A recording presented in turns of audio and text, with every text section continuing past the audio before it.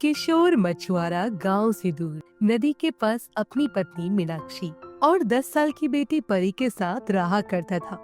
किशोर चाहता था कि उसकी बेटी खूब पढ़े और अच्छा नाम कमाए, इसलिए वो रोजाना मछली बेचकर जितने भी पैसे लाता उसमें से 100 रुपए अपनी बेटी की पढ़ाई और भविष्य के लिए संदूक में रख देता।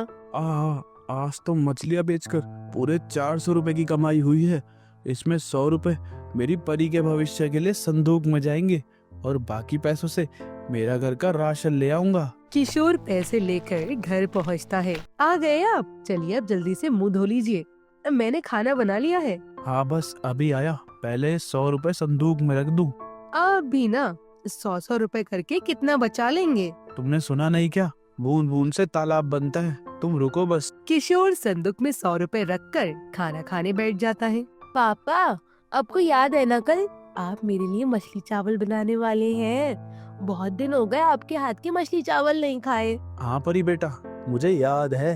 अगले दिन किशोर सवेरे सवेरे मछली पकड़ने नदी की तरफ निकल जाता है। मीनाक्षी भी घर का काम कर रही होती है कि तभी एक चोर घर में घुस आता है। बचाओ, चोर चोर बचाओ, कोई तो बचाओ। गांव से दूर होने की वजह से मीनाक्षी की मदद को कोई नहीं आता। चोर किशोर की सारी जमा पूंजी लेकर भाग जाता है और मीनाक्षी दरवाजे पर बैठी रोने लगती है। अरे भाग्यवान, क्या हुआ? यूं रो क्यों रही हो? हम लुट गए, बर्बाद हो गए। चोर संदूक में रख के सारे पैसे लेकर भाग गया, अब क्या होगा? क्या? पर कैसे? और तुम कहाँ थी? मैंने खूब शोर मचाया पर कोई आया ही नहीं। हे भगवान, ये तो किस जन्म का बदला ले रहा है मुझ गरीब से। तो आज तो मछलियाँ भी नहीं बिकी। क्या मछलियाँ नहीं बिकी? अब फिर खाना कैसे बनेगा? घर में तो बस थोड़े से चावल हैं। चावल का नाम सुनते ही किशोर तुरंत अपनी टोकरी खोलता है और मछली चावल पकाने बैठ जाता है। अरे वाह पापा, सच में आपके हाथ में तो जादू है। क्या मछली चावल पकाया है? मजा आ गया।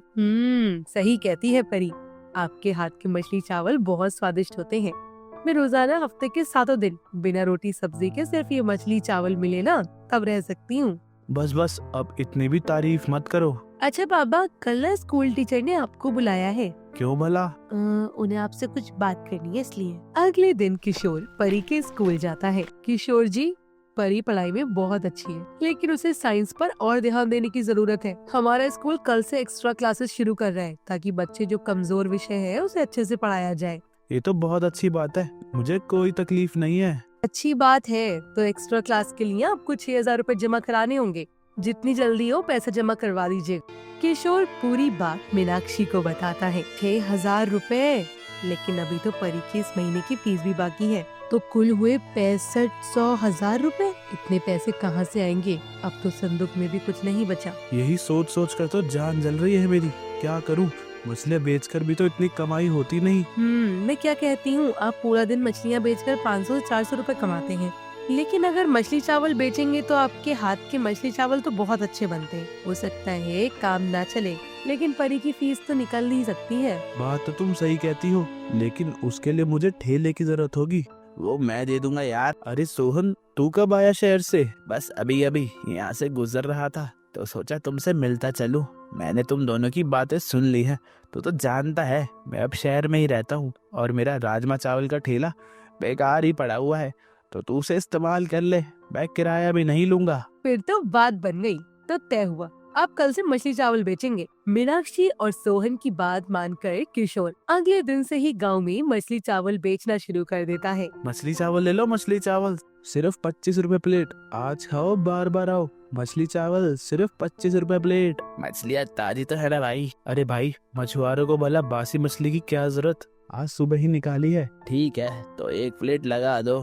मछली चावल की भीनी भीनी सी खुशबू दूर दूर तक फैलने लगती है और किशोर के मछली चावल खाने के लिए ग्राहकों की भीड़ लग जाती है। देखते ही देखते किशोर के मछली चावल पूरे खत्म हो जाते हैं। आ गए आप? कैसा रहा आज का दिन? मछली चावल बिके क्या? अरे ये पूछो बचे या नहीं, पूरा ठेला खाली हो गया। लोगों को मेरे हाथ के मछली चावल बहुत पसंद आए। कल थोड़ी और ज्यादा मछलियाँ पकड़ूंगा। और ज्यादा मछली चावल बनाऊंगा। अब किशोर के ठेले पर रोजाना ग्राहकों की भीड़ उमड़ने लगी। वो पूरे गांव में मछली चावल काले के नाम से मशहूर हो गई। जल्दी उसने परी की फीस भर दी और अपने टूटे फूटे घर की मरम्मत भी करवा ली। कुछ दिन बाद सोहन अपनी पत्नी के साथ शहर से गांव वापस लौट कर आता है। अजी, आपने तो कहा था गांव में आपका ठेला है, हम उस पर राजमा चावल बेचकर पैसे कमाएंगे, लेकिन मुझे तो आपके इस टूटे फूटे घर में कोई ठेला नजर नहीं आता। ठेला है लता, बस मैंने वो कुछ दिनों के लिए मेरे दोस्त किशोर को दे रखा है। बेचारा बहुत गरीब है, उसकी बच्चे की फीस भरनी थी, घर में पैसे भी नहीं थे, तो मैंने अपना ठेला उसे दे दिया। हाँ, बड़े आए राजा हरिश्चंद्र के पोते बनने वाले। आपको क्या जरूरत थी उसे ठेला देने की? क्या राजा महाराजाओं के खानदान से हैं हम, जो दूसरों को फोकट में अपना सामान देते फिरे? अरे तुम ऐसा क्यों कर रही हो? तो कैसे करूं? मैं कुछ नहीं जानती। आप आज ही जाइए और अपने उस दोस्त से ठेला वापस लेकर आइए, और कल से ही राजमा चावल का ठेला खोल लीजिए, ताकि घर में 2 पैसे आए। सही कहते हैं लोग, औरत फसाद की जड़ होती है। आई नहीं की किटकिट चालू, जा रहा हूँ। सोहन दुखी मन से किशोर के पास जाता है। वाह भाई किशोर, आजकल तो पूरे गांव में तेरे मछली चावल के चर्चे हैं। चलो अच्छा है। सच कहूँ दोस्त, अगर तेरा ठेला ना होता तो ये मुमकिन ना होता। ऐसी कोई बात नहीं है भाई, आखिर हम बचपन के दोस्त हैं। इतनी तो मदद मैं तेरी कर ही सकता हूँ ना। लेकिन यार किशोर, एक मदद चाहिए मुझे तेरी। हाँ बोल भाई, मैं क्या मदद कर सकता हूँ तेरी? और तू तो शहर गया था ना अचानक यहाँ? हाँ बस शहर में मन नहीं लग रहा यार, और शादी भी कर ली तो गांव वापस आ गया। अच्छा किया। चल बता क्या मदद चाहिए? ओ यार, अब मेरा भी घर परिवार है, तो मुझे राजमा चावल का ठेला दोबारा खोलना है। इसलिए मैं चाहता हूँ कि तू मेरा ठेला वापस दे दे। तू समझ रहा है ना? हाँ हाँ दोस्त, समझ गया। तुझे ठेला चाहिए, ठीक है, मुझे 1-2 दिन का समय दे, मैं देता हूँ। किशोर घर आकर पूरी बात मीनाक्षी को बताता है।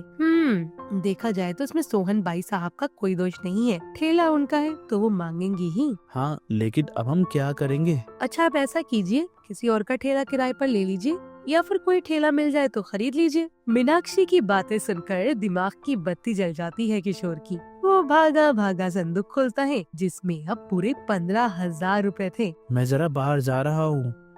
लेकिन कहाँ, बताकर तो जाओ। अगले दिन किशोर सोहन को उसका ठेला दे देता है और मीनाक्षी को लेकर दुकान पर पहुंचता है। ये किसकी दुकान पर ले आए आप मुझे? ये हमारी दुकान है मीनाक्षी, मैंने किसी का ठेला नहीं लिया।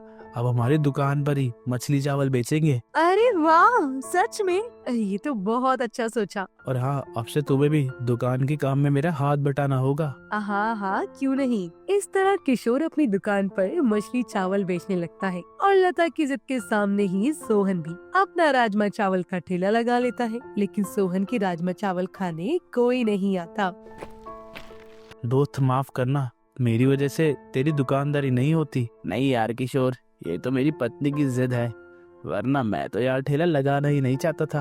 अब सोचता हूँ ये ठेला बंद करके कुछ और काम शुरू कर दूं। भाई साहब, अगर ऐसी बात है तो आप इनके साथ इनकी दुकान में काम कर लीजिए। दोनों दोस्त साथ में हिस्सेदार बन जाइए, फिर हम सब मिलकर कमाएंगे। किशोर और सोहन दोनों ही मीनाक्षी की बात से सहमत होते हैं। वहीं लता को भी मीनाक्षी की ये बात भावुक कर देती है। अब माफ करिएगा दीदी, मैंने आप लोगों को समझने में गलती कर दी, अब मुझे माफ कर दीजिए। अरे नहीं नहीं लता, माफी क्यों मांगती हो? इस तरह किशोर और सोहन दोनों एक दूसरे की दुकान पर किशोर के हाथ की मछली चावल बेचने लगते हैं, और देखते ही देखते दोनों की दुकान बहुत बड़ी हो जाती है और दोनों बिल्कुल 2 सगे भाइयों की तरह रहने लगते हैं।